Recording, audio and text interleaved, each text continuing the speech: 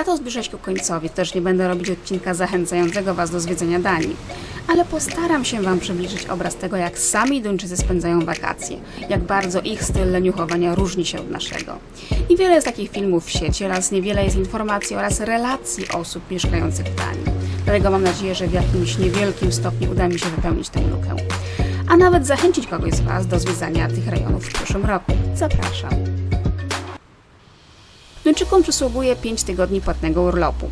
W zależności od firmy terminy są bukowane na początku stycznia lub 4 tygodnie przed wybraną datą. Zazwyczaj uznaje się lipiec i sierpień jako najbardziej obciążone urlopowo miesiące. Według statystyk 44% Duńczyków spędza swoje wakacje poza granicami kraju. W 2019 roku na prowadzenie wysunęła się Hiszpania. Następne w kolejce są Włochy i Francja. Duńczycy sporo podróżują, nawet do dość egzotycznych miejsc jak Tajlandia czy Bali. I chociaż Duńczycy zarabiają całkiem dobre pieniądze, wydatki związane z wyjazdem wciąż są dość dużym obciążeniem dla domowego budżetu. Wyjazdy do Szwecji, Niemiec czy krajów takich jak Polska, Czechy, Bułgaria nabrały z tego względu dużej popularności. Mimo to 56% Duńczyków woli pozostać u siebie. 5% pracuje, szczególnie tyczy się to młodych osób, bo w Danii od 14 roku życia młodzież pracuje na własne kieszonkowe. A ponieważ braki kadrowe są w okresie urlopowym widoczne gołym okiem, zazwyczaj łata się je młodymi pracownikami.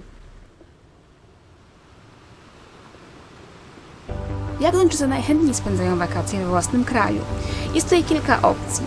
Dania jest otoczona wodą, więc najbardziej oczywistym wyborem jest plażowanie. Jeśli jednak ktokolwiek z Was spodziewa się upałów, nagrzanego morza i delikatnej bryzy morskiej muskającej delikatnie twarz, niechybnie się tutaj rozczaruje. Wybieracie się na plażę, poopalać się na słoneczku, weźcie ze sobą kalosze i parasol, bo gradobicie czy orkan zaskoczyć może Was wszędzie. Duńskie lato wymaga zahartowania, które mieszkańcy nabywają już od najmłodszych lat. Nawet my potrafimy się przyzwyczaić do zimnej wody w Bałtyku. Skandynawskie lato jest chłodniejsze niż w Polsce, średnia temperatura lipca oscyluje na poziomie 16-17 stopni Celsjusza. Woda jest zimna, co już jest plusem, bo zwykle jest lodowata. Przyjezdnych takie wariacje pogodowe mogą odstraszyć.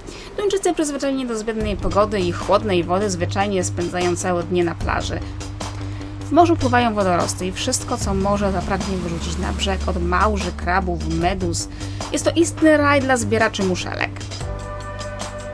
Natomiast towarzyszący plażom rybio-wodorostowy zapach na długo pozostanie w Waszej pamięci, w włosach, ubraniach, ręcznikach plażowych.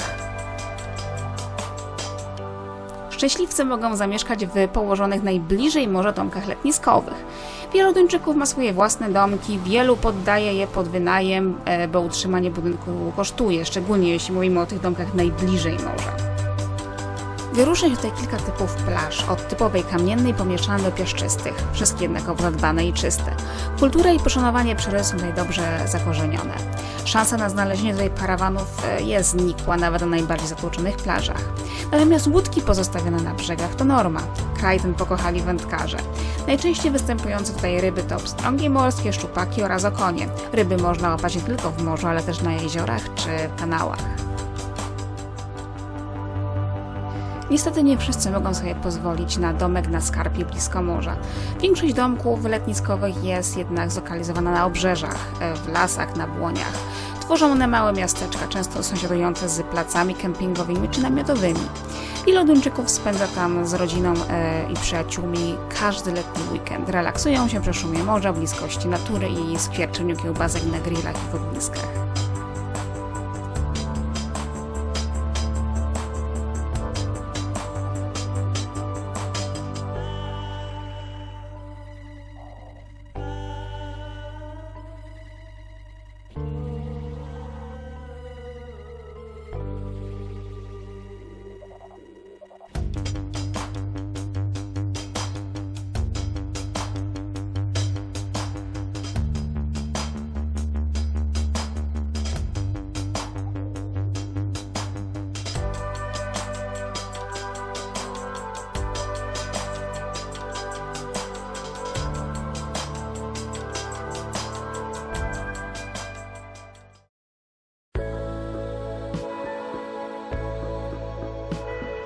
Co jednak z tymi osobami, którym zapach morza nie odpowiada? Zawsze pozostaje opcja zaszycia się w leśnych ostępach, gdzie Duńczycy biwakują całymi rodzinami. Dom wakacyjny, czyli summer house, wpisany jest w kulturę duńską i nie odnosi się wyłącznie do budynków nad brzegiem morza. To raczej wersja ekskluzywna. Co więcej, tylko Duńczycy mają prawo do wykupu domków na własność. Dlatego spędzenie wakacji całą rodziną w summer house jest nadal takim absolutnie wzorowym, typowym i charakterystycznym urlopem duńskiej klasy średniej. Duńczycy kochają tę prostotę i lubią zaszyć się w małej drewnianej chatce, gdzie mogą hugować do woli. Niestraszne im są komary, bliskość saren, zajęcy, kuropatw, które często zaglądają w odwiedziny. Jazda rowerem, kajakarstwo, piknikowanie na łąkach czy leżakowanie na leżakach są zajęciami na porządku dziennym, które lekko ubogacają wypad za miasto.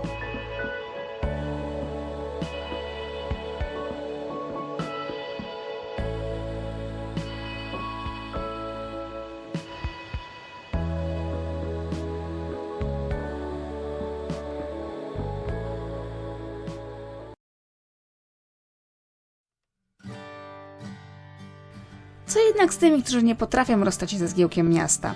Im pozostaje szeroki wachlarz opcji związany z latem spędzonym w mieście. Z jednej strony mamy typowo małomiasteczkowe, niemal wiejskie życie.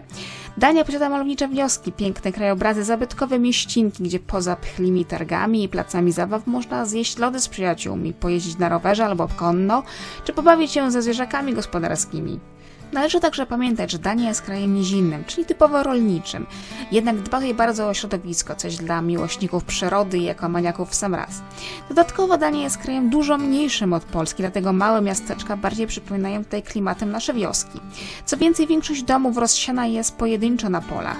Na swój sposób jest to kwintesencja Danii i Duńczyków, czyli wszyscy tutaj dobrze się znają, ale zachowują swoją odrębność i prywatność. Jest to doskonałe miejsce na wypoczynek, z dala od hałasu, gdzie życie toczy się bez zbędnego pośpiechu, wciąż blisko natury, ale dość blisko domowych wygód, lodówki z piwem, sklepów, restauracji, telewizji, no i oczywiście internetu.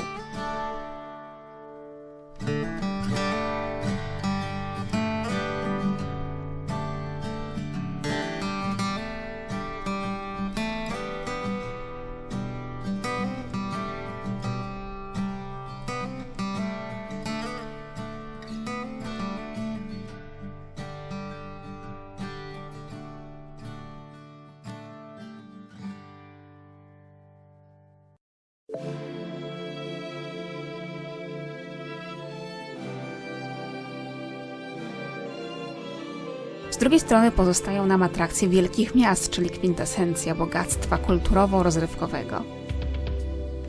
Dania jest obdarzona nie tylko pięknymi mieścinkami, ale również klimatycznymi miastami, jak chociażby Slelse.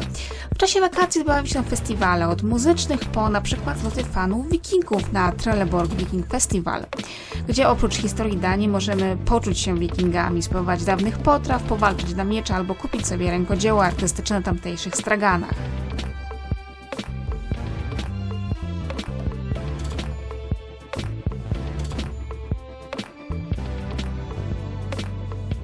Co nas czeka w Kopenhadze? Architektura stolicy zaskakuje swoją niezwykłą prostotą, wdziękiem oraz funkcjonalnością. To nowoczesna twarz Danii z ogromnym wyborem kawiarni, barów, restauracji, sklepów, zabytków, malowniczych ulic i wielu innych wielkomiejskich atrakcji. W czasie wakacji Kopenhaga wydłuża czas otwarcia większości muzeów. Atrakcje turystyczne kuszą, w Tivoli rozbrzmiewa muzyka i czuć zapach popcornu i chirosów.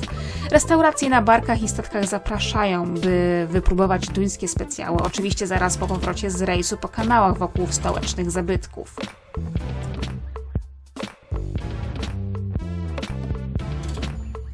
A niektóre atrakcje, jak na przykład Królewskie Lapidarium, jest otwarte tylko w czasie wakacji, a dokładnie tylko w lipcu.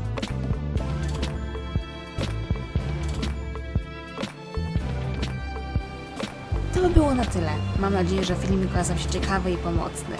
A ja po wakacjach zabieram się ostro do pracy. Do usłyszenia wkrótce.